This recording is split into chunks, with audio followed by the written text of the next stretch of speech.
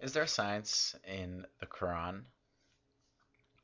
Muslim apologists like to claim that they have retroactively found science in their holy book, the Quran. And I think we should examine one of these claims. Muslim apologists often claim that the Quran described the process of fetal development before modern science did. And I'm going to take a look at two commonly cited examples. And while by no means are these the only two examples, most of these examples are very, very similar in nature. Example number one is Surah Al-Mu'mineen, ayat number 12 through 14. Number 12. And certainly did we create man from an extract of clay. I'm not sure how this fits into the fetal development process. I'm not sure how this fits into any sort of human biology. This is demonstrably wrong, and we'll move on to number 13. Then we placed him as a sperm drop in a firm lodging. As you'll notice with a lot of these verses, this is very, very vague. They say this describes the process of fertilization. I say that if you are going to make any sort of real description of the process, you'd have to describe in detail a lot of organs and processes which that specific verse fails to describe. Number 14.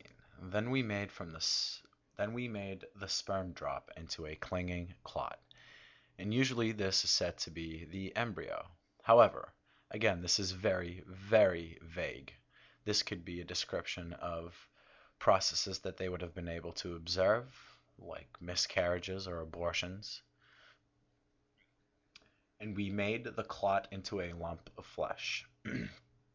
Again, this is so vague, this could be a description of the embryo, this could be a description of the fetus, this could be a description of a piece of steak. Really, you'd have to be a lot more specific in order for that to be taken as any part of the process of fetal development. And we made from the lump bones. There is never just a skeleton in the womb at any point. All these things kind of develop simultaneously. And we covered the bones with flesh. Again, this is all done simultaneously, and therefore this is demonstrably wrong. There's no such thing as a skin suit that covers bones. We developed him into another creation, so blessed is Allah. And basically, this is skin suit, magic, baby's done. This is not very specific and is not science. This could be a description of anything, really. Um, and if you would do just a simple Google search to find what the prevailing theories at the time were, you'll quickly find out that Aristotle had already proposed his theory of epigenesis at around 300 BC, which holds much more descriptive power of the fetal development process than that verse certainly does. That verse is so vague that it could possibly be a description of the more primitive yet more popular theory at the time, which was preformation. And as you can tell, this is why this specific claim fails, and it has a lot in common with a lot of these as well. Now, the second example that I'm going to examine is from Surat Zumar, ayah number 6, and this one reads, He created you from one soul, and he made from it its mate, and he produced for you from grazing livestock 8 mates. He created you in the wombs of your mother's creation after creation within 3 darknesses. That is Allah your Lord. To him belongs dominion. There is no deity except him, so how are you averted? Now, we're really going to focus on the part of the verse where it says creation after creation within 3 darknesses. And Muslim apologists would like you to think that this is a negation of preformation, as it describes the fetus developing in stages and also describes the 3 trimesters of pregnancy. However, these are very, very vague words. This could be a explanation of preformation. Creation after creation does not in any way negate that. Now, never mind the fact that epigenesis had already been proposed, which specifically says that these go in phases. the verse is so vague that it cannot possibly be taken as science or a prediction of any kind of thing.